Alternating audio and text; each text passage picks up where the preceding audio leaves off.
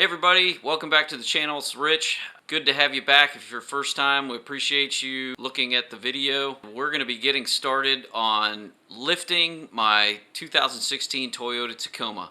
So if you're interested in seeing what kind of lift we're going to be putting on this vehicle, stick around. So the reason why I'm adding my lift kit to my Tacoma is because I want to be able to go to a couple of sizes bigger than the stock size tire.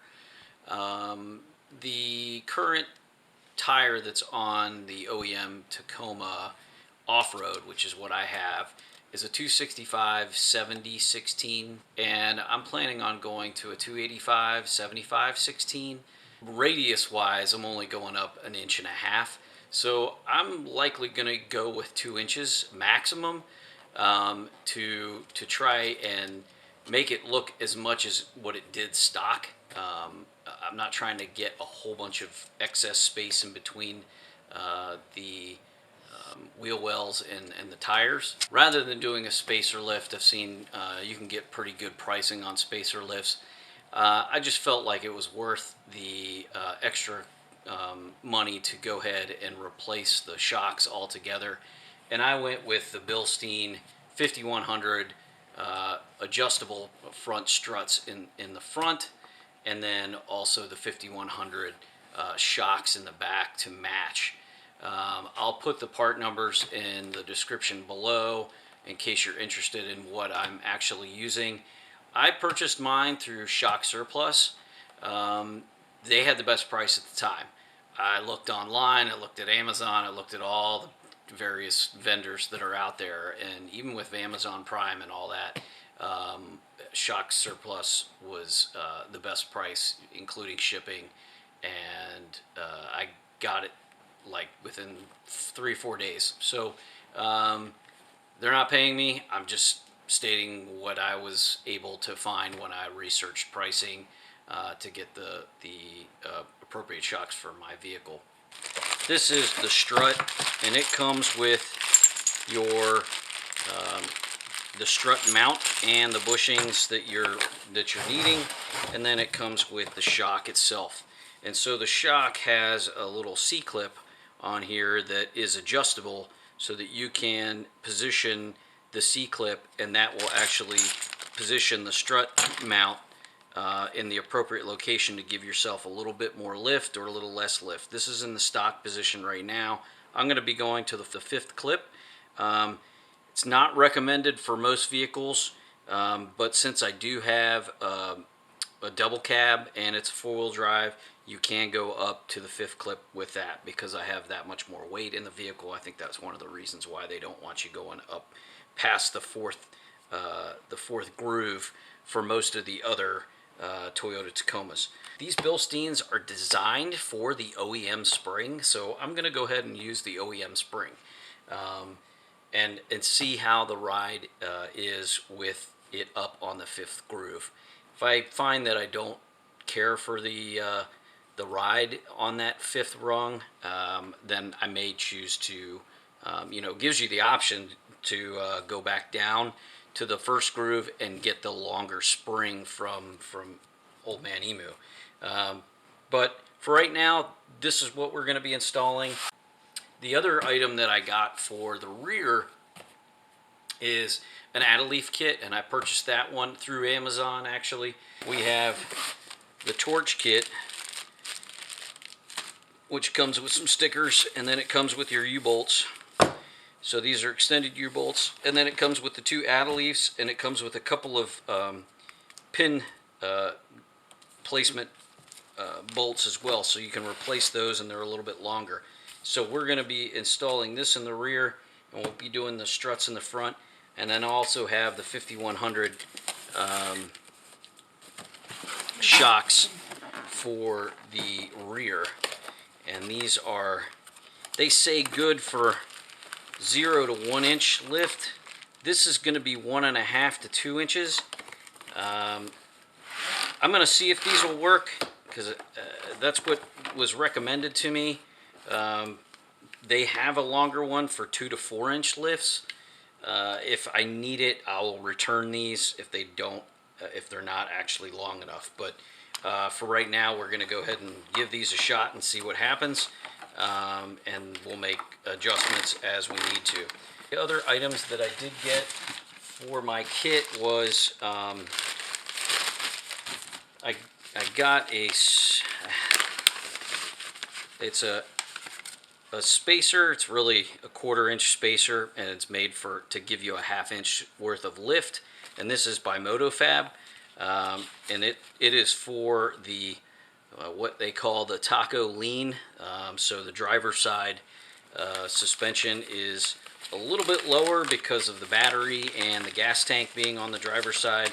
It makes it sit a little bit lower in front, about a 1/2 inch.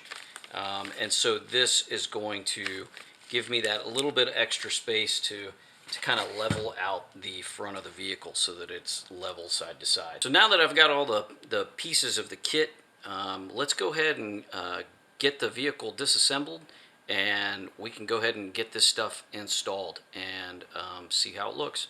Mine's a 2016, so it's had a couple of years of use, so I just want to make things a little bit easier. So I'm just going to go hit it with a little bit of this penetrating oil.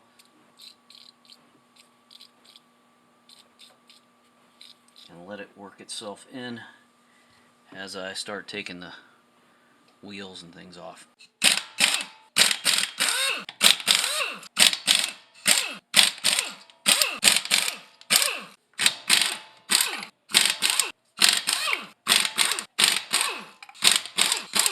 My wheels appear to be frozen onto the rotor of the vehicle. So I put two lug nuts back on loosely, just so that the tire doesn't fall off when I hopefully break it loose.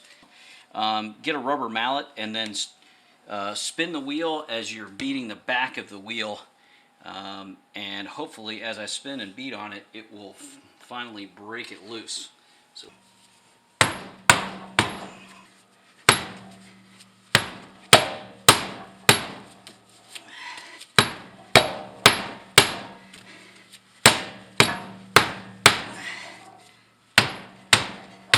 there it is. Woo! Didn't want to come out. Get it off. So unfortunately, I was not able to get the nut for this sway bar link off. It was just completely frozen on, and it was having problems even stripping out the Allen head that was on the end of the bolt. So I just decided to take a reciprocating saw and cutting the bolt off, because that was really the only way to do it, unless you get a torch and torch it off. But with all this stuff here, I didn't really want to do that. I tried putting a little bit of heat on it, and it just would not budge free. So these links are not that expensive. I was able to get one for about $15. So I'm just going to go ahead and replace it. But unfortunately, this other end of the link is also frozen, so I'm going to have to cut that one off as well. So I'm just going to go ahead and cut it with a reciprocating saw. So let's go ahead and do that and get it off of the vehicle, because I got one on order.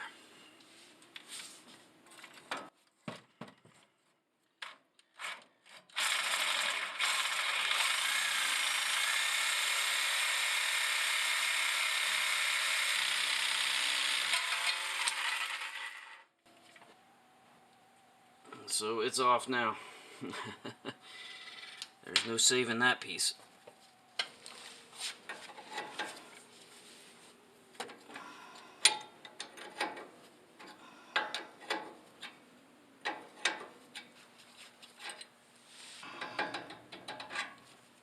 Next thing you need to do is to remove this little bracket right here, because it won't slide up out of the way without moving that bracket.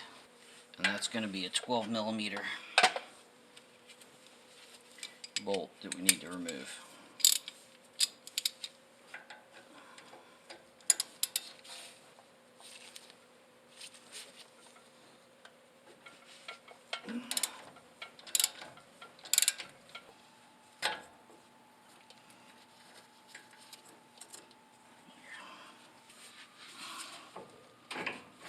There it is.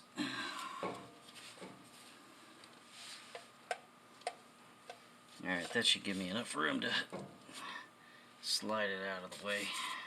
The next step is to loosen the lower control arm mounting bolts, so the front and the back. But before I do that, I want to make a couple of marks on these alignment washers and on the frame so that I can realign it when I put it back together and tighten it, so that my alignment will be close to what it was before, and that'll get me to where I can at least drive to the alignment shop and have them perform an alignment. But this will get me kind of close, and so you just want to get that somewhat close to what it was. And you want to do that for all the alignment washers on the lower control arms, left and right.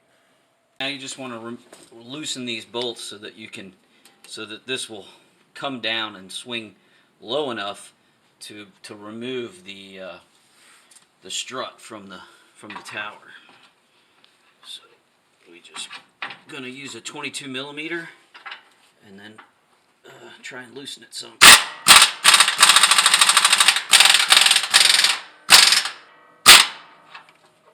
Okay, that should be loose enough. Alright, to get to these front lower control arm bolts, you gotta remove this skid plate, so I had to undo that.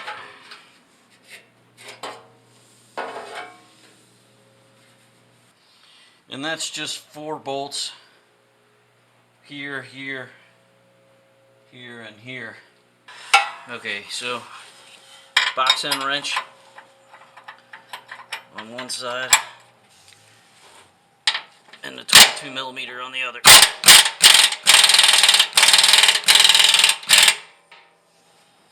Okay. Now the next step is to go ahead and we can go ahead and loosen this bolt. We're not going to take it out. We're just going to loosen it and get the nut off, and then we can begin to lower everything down. Let's see if I can get it off here. So rather than using a spring compressor tool to disassemble the strut, I'm actually going to release the tension off the strut while it's on the vehicle. So the way to do that is to, one, loosen this nut that's on the top hat of the strut, and then support the lower control arm with a jack and release the bolts that hold the lower control arm to the spindle. And once you do that, you can slowly lower the jack, and that will release the tension on the spring, and the whole thing will come apart. It's considered a little more dangerous, obviously, because there's tension on the spring, and you want to be careful that it doesn't, go flying. But it's still going to be held by the shock tower, and then you're just slowly releasing the tension on that A-arm so that it will release its pressure. It's only going to drop down maybe an inch or so before the pressure is released. So there's you just need to be real careful when you're lowering the jack to do this. You can repeat the process as installing it. So you just jack up on the A-arm when you're putting it back together again. So it just allows for you to do it without using a spring compressor. And I've seen the spring compressors that you can rent, and they're not really all that great, and I don't trust those things to begin with. I'd much rather use the support of the vehicle to do this, as long as you're just taking your time, and everything should go smoothly. So first I want to go ahead and start loosening this nut to make sure that it will release fairly easily, and once I know that it's going to release pretty easily, then I can go ahead and support the A-arm with the jack and remove the bolts below. So I think we got a 17 millimeter here. Now what I'm going to need to do is probably get a crescent wrench.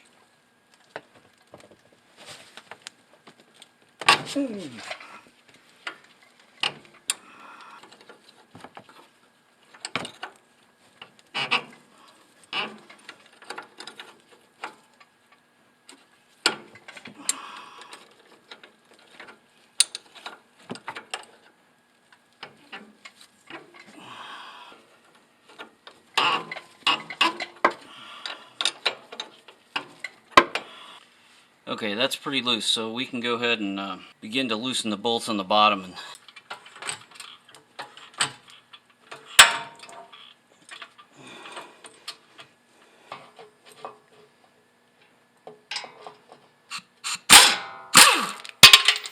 Okay, that's one. So now we can go ahead and get this all the way off.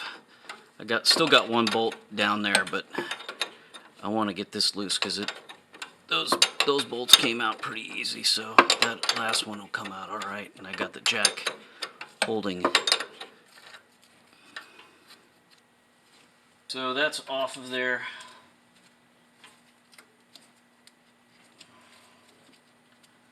Bushing is off, the washer's off.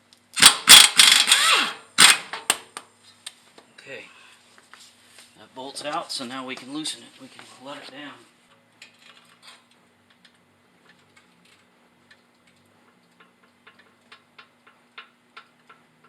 Release the pressure on the spring.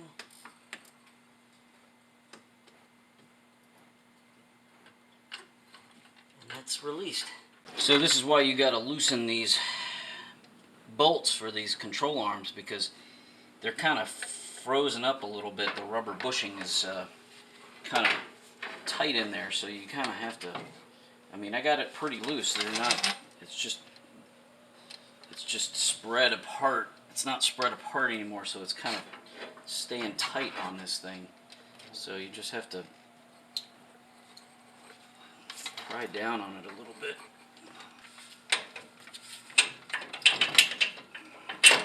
Okay, so the shock bolt's out.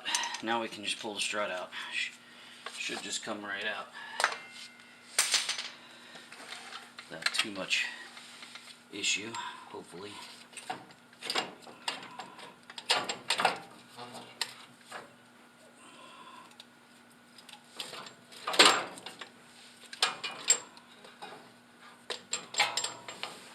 Alright, that's the strut.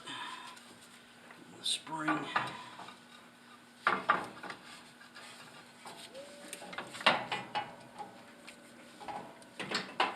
The strut hat is still up here, and it's still in place. However, I do want to put a spacer in between here, because this is the driver's side, and I've got a little 1/4 inch spacer that's going to give me about a 1/2 inch extra height.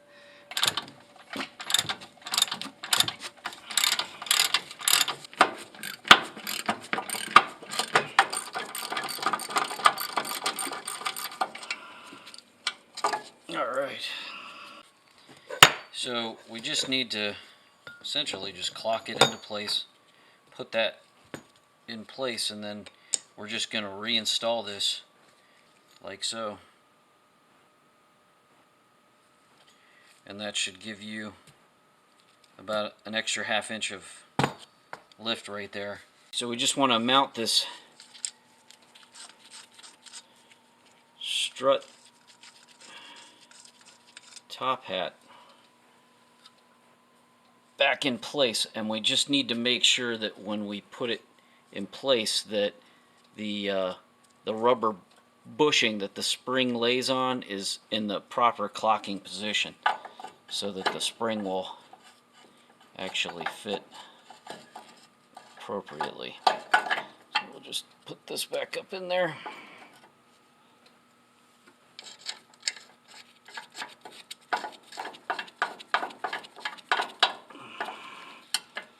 And that fits a lot better now.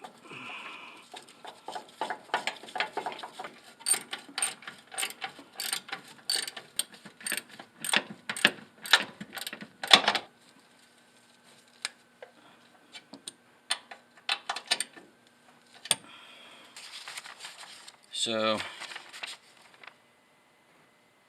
if you want it stock, it's on the bottom, and clip 2 is going to be 0.65, so just over a 1/2 inch of lift.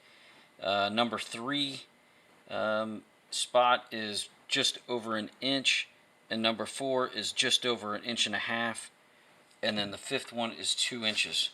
So I am trying to get 2 inches out of this thing. So we're going to put it on the top spot and see how it turns out.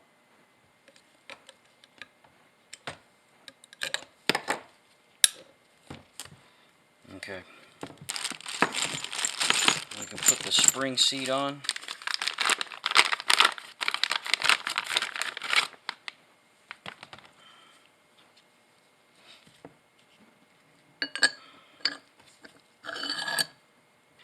We're going to use the smaller washer on the bottom side, and then the bigger washer goes on the top side.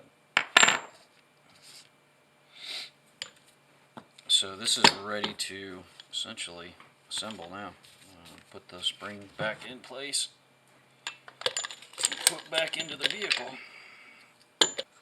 And then this one goes over on top once it gets on the shock tower, and then this goes on top, and then the new bolt goes on top of that. So that's after we get this back up in there. But this is essentially ready to go, so we're going to go ahead and install it back into the vehicle. There it is.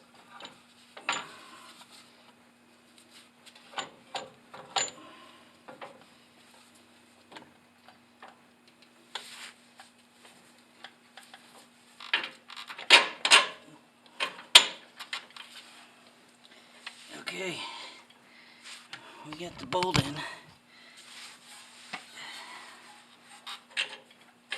Okay.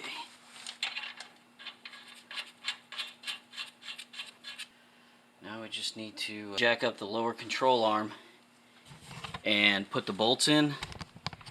Well, before we put the bolts in, we want to make sure that that stud, that stem, goes in through that hole before. And you want to be gentle when you're jacking it up, because if it's on a bind, if it's not straight, it's gonna mess it all up. And then we can tighten everything up and do the other side.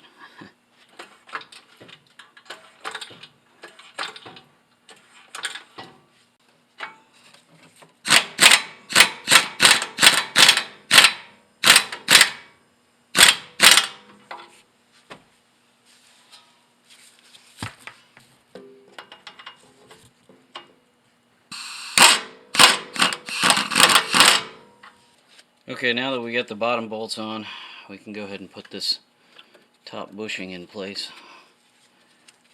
And put the washer and then the nut.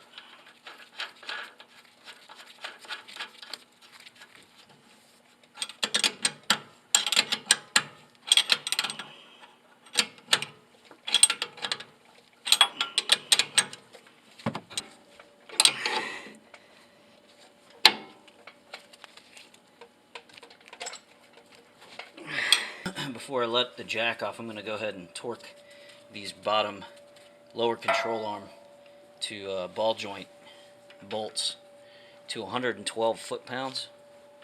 So we're just going to... Okay. Okay. Alright, so now we need to tighten up this one, and it goes to 101 foot-pounds.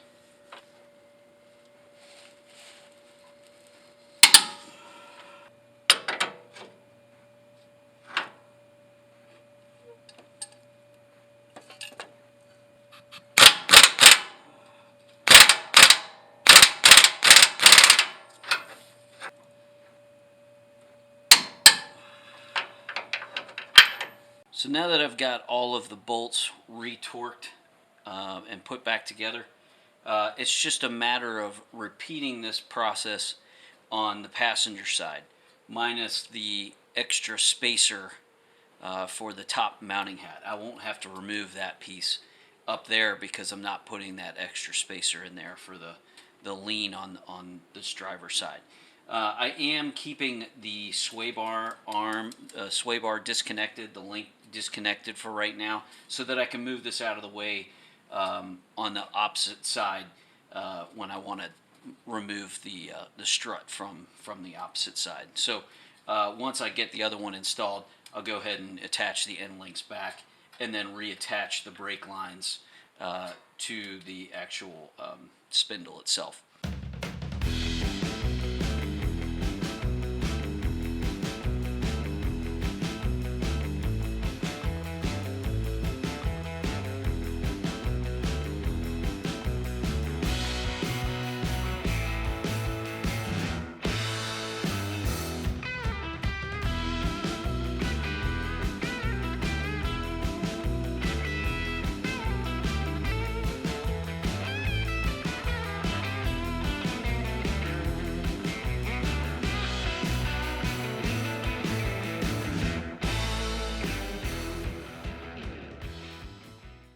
So they give you this washer, basically a kind of a really thick spacer that if you decide to put the 5100 shock, the adjustable clip, on the highest setting to space the bump stop down a little bit so that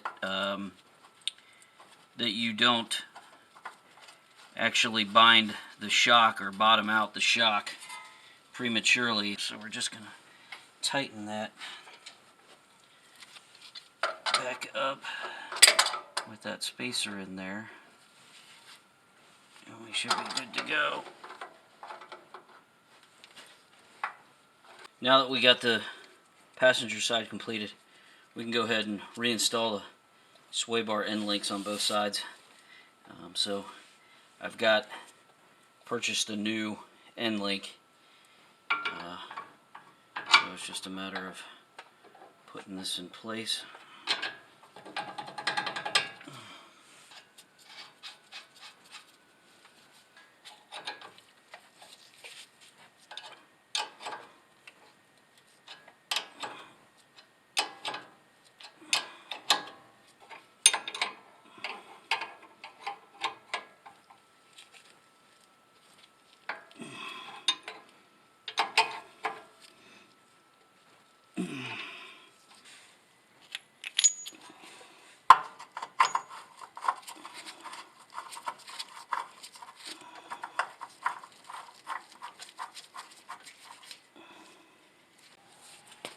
Okay, so I was able to get the wheel off and I'm ready to start on the back, and I'm going to be putting that addle leaf in. So the first step that you need to do is obviously get the vehicle up on jack stands, and so it's supported on the frame right now, and then you want to put a jack underneath the ring and pinion so that when you begin to loosen these bolts, that you can lower the rear end down so that you can work at separating everything that needs to be separated.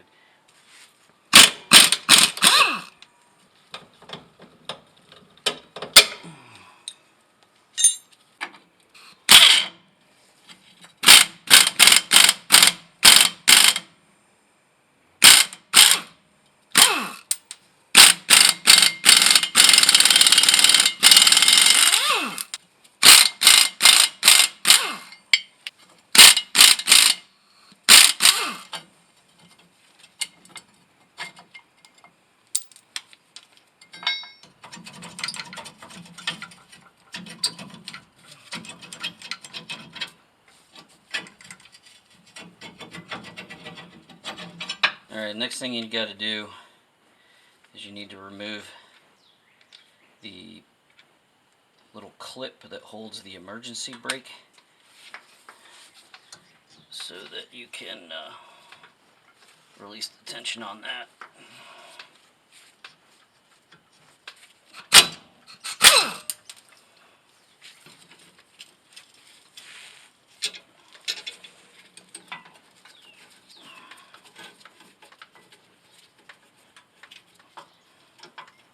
Underneath is spinning, so now I'll put some vice grips on it. There you go. Came loose.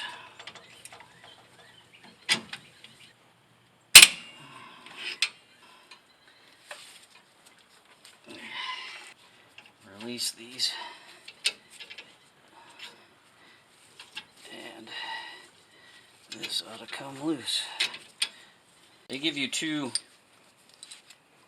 pin bolts to clamp these together, and the reason why they give you 2 is for different types of vehicles have different diameter pins, and so you want to make sure that you're getting the appropriate pin so that it fits in place. Now this is the stock one, and that is approximately the same size as the one that's there, so we're going to use the wider bolt. This is a little narrower, so we're going to use the bigger one for what we need. And however, I'm not sure if I'm going to be using the overload spring or not. If anything, I'll put it on there, see if it's too high. If it's too high, I'll remove it and close the gap, and then I can cut the pin off, because if I do it short now and cut it off, then I won't be able to add more to it if I need to. So, because the bolt will be too short at that point.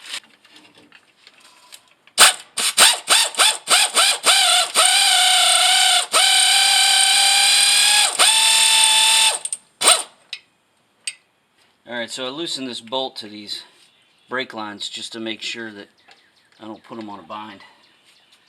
So I'm just be a little extra cautious here in case I lower this down a little too much. Alright, so I made enough space right here by loosening the U-bolts on the opposite side a little bit, and that gives me a little bit of slack to lower this down enough to where I can get the bolt in there.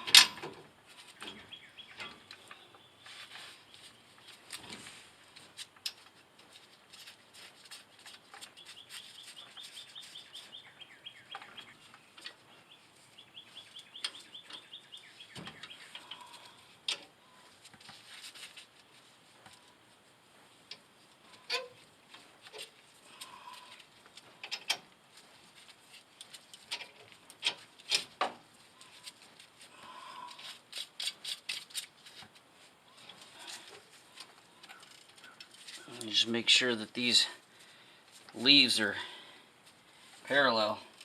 You don't want them crooked.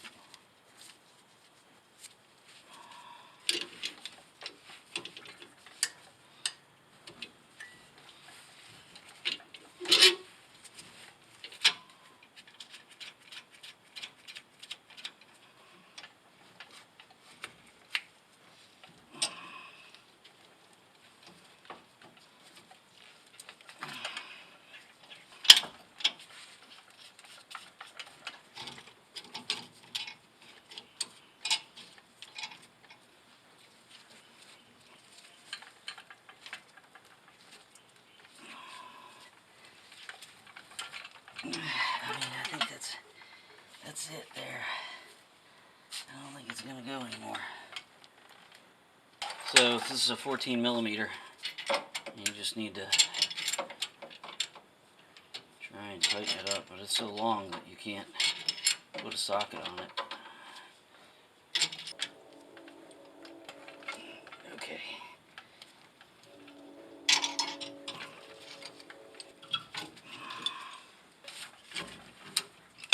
Okay.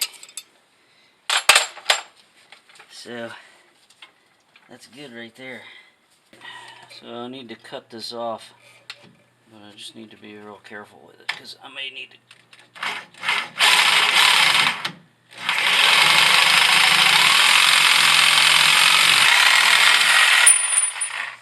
So now we just need to jack this back up into place again.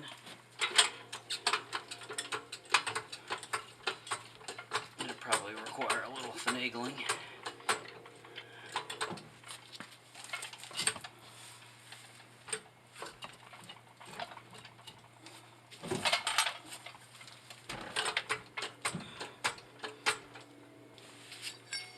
Let's see how these fit.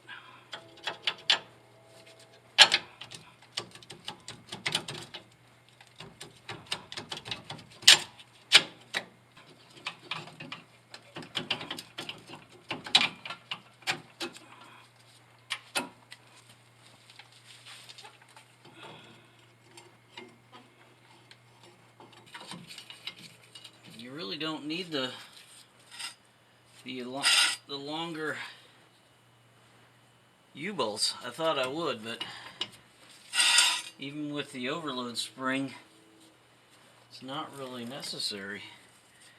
Alright, so I'm using the impact, but I'm just doing it with the first forward notch so that I don't over tighten it, and I just want to move it a little faster. But you just want to do a crisscross pattern when you're doing it.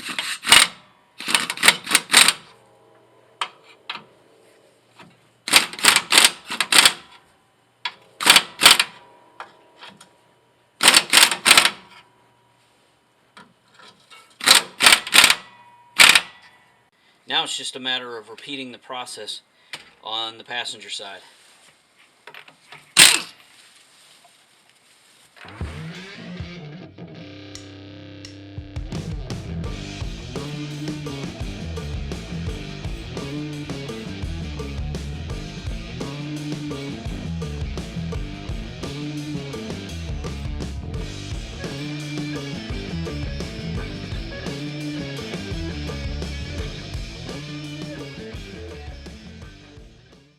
And now we just need to torque them down to spec. So they go to the 19mm bolt and a torque wrench to 90 foot-pounds.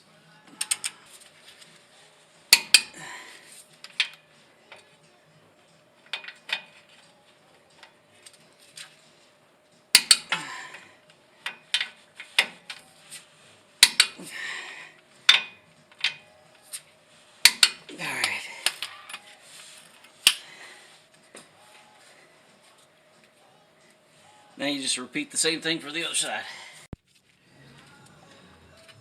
Now we just need to reinstall this emergency brake clip back onto the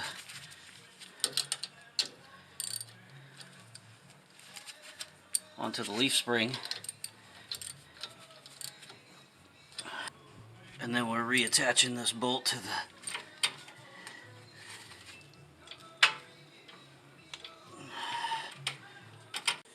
So now we've got the shocks for the rear, and these are also 5100s, and it's part number 24-186728. What's nice about these is there's an Allen head on the built into the stem, rather than having to pinch it with a crescent wrench or vice grips. You can use an Allen wrench to kind of keep it in place. So the way that these work, they give you 3 different washers. 2 stainless ones. This one's a little thinner. So the thick one goes on the bottom. Thick stainless on the bottom. And then you go bushing. Then you slide it up into the fitting. And then you go another bushing on top, and then you do the thin stainless washer, and then you do the hard washer on top of that, and then you add the nut. So we have the lower. So we just need to compress this shock up into place.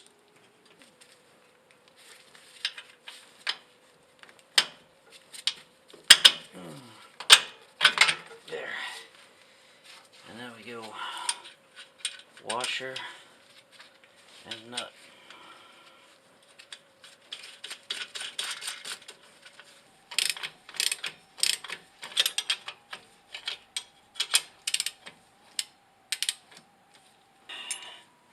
And with the 17mm, we can go ahead and tighten this up.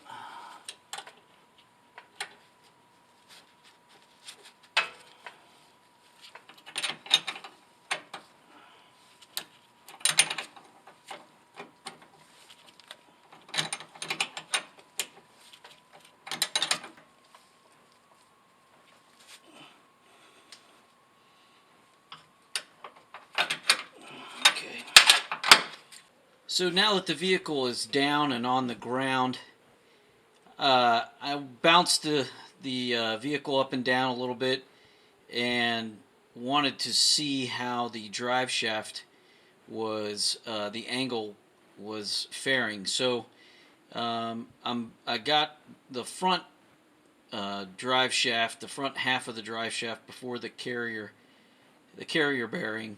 So we're really just about 8 degrees there, as you can see on the protractor. So let's go ahead and take a look at how much the back half of the drive shaft is moved. This is the back half of the drive shaft, and this one is closer to 10 degrees there. So the original drive shaft was at 8 degrees, and now we've got it a little bit steeper at 10 degrees. So what we need to do is we need to lower that carrier bearing a little bit to get it closer to 10 degrees so that they are both at the same angle. They need to be at the same angle or you're going to get vibration. So what we need to do is we need to loosen those carrier bearing bolts on both sides. There's two bolts on both sides that need to be loosened, and I'm going to drop it down some and kind of put a washer in between there to see if that'll lower it some. They have spacer kits, but I think the thickness of it is too thick for what I need. I don't think it's quite the right thickness. So I'm probably gonna use one washer first, see if I can get the measurement. If I need another washer, I'll add a thicker washer. I have some pretty thick washers. Rather than doubling up, just having one spacer, I think it'll be a little bit better. But I'm gonna put the least amount that I can, and hopefully the bolt's long enough. If the bolt's not long enough, I'll need to get a different bolt to replace it so that it's longer and will fit into place. But you don't want to take a chance of having not enough thread on that carrier bearing, because that could be super dangerous.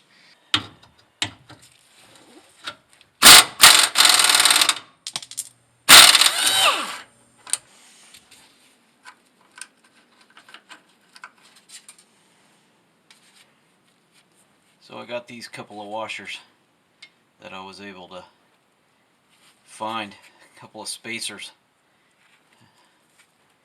and they're pretty good. And I think I need just one more washer on top of it. Let's see if that will take care of it, because it's really close just with this other with this thick one. But if I add this other thin one on here, I'm wondering if that will get me right where I need to be.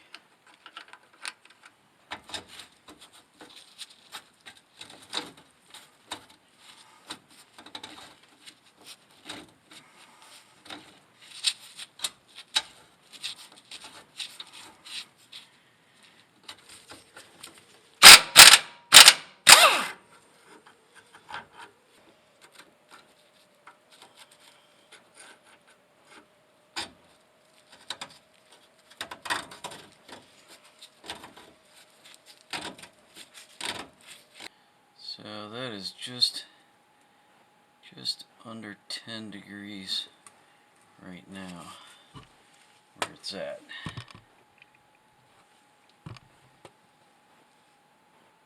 Let's go look at the other one. See how close it is, because I'm sure it moved a little bit with me moving it. It might have changed the way it looks. That one's just under 10 too. It's just shy of 10 degrees. So I think we're good right there.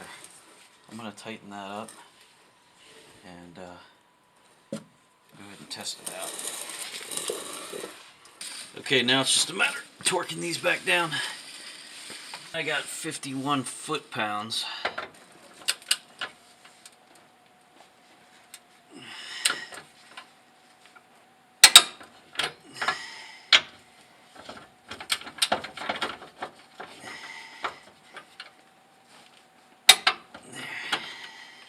I got it completed and put the wheels back on, took it for a test drive, Kind of bounced up and down a little bit on the rear and in the front to kind of settle the springs. So this is what it looks like with the 5100 shock setup. The struts were put on the 5th setting like I had mentioned before. So let's go ahead and take some measurements now that we've got it completed, so that you can kind of see the before and after of how much lift we actually got out of the vehicle. So taking a measurement on the driver's side, front here, we have a measurement of about 36 5/8. And we were previously at 34 1/8, so that's about a 2.5 inch increase, which is exactly what we were looking for here, because I wanted a 2-inch lift, but I also had that 1/4 inch spacer that I put on the driver's side to account for the sagging on this driver's side. So 2.5 should be fine. So let's take a look at the passenger side to make sure we're getting a similar measurement on this side, even though I don't have that extra shim. So I am at approximately just over 6 5/8. So right, yeah, I'm only about a 1/16 taller on this side than I am on the other side. So we're right, we're very level. Now we'll do the back side.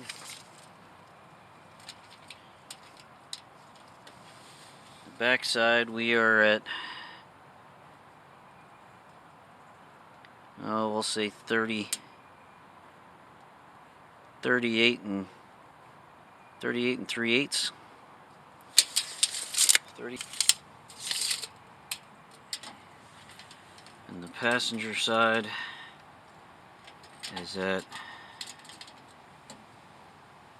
38 1/8.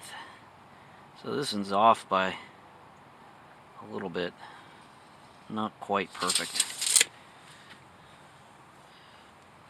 but pretty close. I mean, it's not terribly bad. It's only a 1/4 inch difference. So it is a little bit higher in back than it is the front, but I don't actually use the wheel wells to determine whether it's level. The wheel wells, I'm only measuring from the previous measurement to this recent measurement to see how much the distance increased. But to determine whether I got level, I like to use the body line at the base of the vehicle to determine what the difference is between front to back. So if we take a measurement at the front of the body, we can see that we're at just over 19 inches, so almost like 19 1/8. Take a measurement at the back, we're right at 20 1/8. So we got about an inch difference, and that's about the same as what it was previously, because it was like 16 1/2 and 17 1/2 here. So we're right on scale with what we had previously. Obviously it's a little higher, it looks a little jacked up than what what I want, but I still have the existing tires on it. We're going to be adding new tires to it, and that should fill up the wheel well a little bit better. I'm not sure if this is the final height that I want it at. I may want to lower it down some, and I can take that overload spring off. I've seen a lot of folks take that overload spring out of there, and that'll probably reduce me about a 1/2 inch or so. And if I lower the front to the 4th clip setting, that'll put me at 1.5 inches. So it'll be exactly the same rake, but it'll just be down by a 1/2 inch, a little closer to the wheel once I get the tires put on there. But I think I want to get the tires put on before I actually make a decision about lowering it down. And if I need to do it, I'll do it. So the only thing left to do is to go ahead and get an alignment done, and then go ahead and purchase the tires and see how we look after that point. So overall, I'm pretty pleased with the the ease of installation, not too bad. I like the adjustability of the 5100s. And it really depends on the tire that you use, that you end up going with, to determine, how high or low you might need it, because every tire is a little bit different. Couple of things that I recommend. Obviously, you want to make sure that you have the spacers for the drive line, because that's an issue if you're going up to 2 inches. I don't know if it would have been an issue if you didn't use the Adeleaf, or if you take the overload spring off. I think you'll probably still need a spacer, but maybe not the full spacer that they give you. You might need to kind of figure that out using that protractor, or the angle finder. Roof angle finder is what I use, and it works really well to determine the angles of the drive shaft. So the only thing left to do is obviously make sure that you retorque all of the bolts and nuts to the proper torque settings after about 300 or 400 miles, just to make sure everything is tight and snug. So I think it's going to do it for this video. I appreciate you guys sticking around. It's a pretty long one, but there was a lot to cover on this particular installation, and some of the things that I found to be the case, at least for my vehicle, and hopefully it's helpful for you if you're planning on lifting your Tacoma in this way. If you liked it, hit the like button, or subscribe to my channel for any further updates that I might be doing to the Tacoma, and giving you some insight as to whether some of the issues that I've uncovered, I can resolve them in a meaningful way. So I'll see you all in the next one. I appreciate it.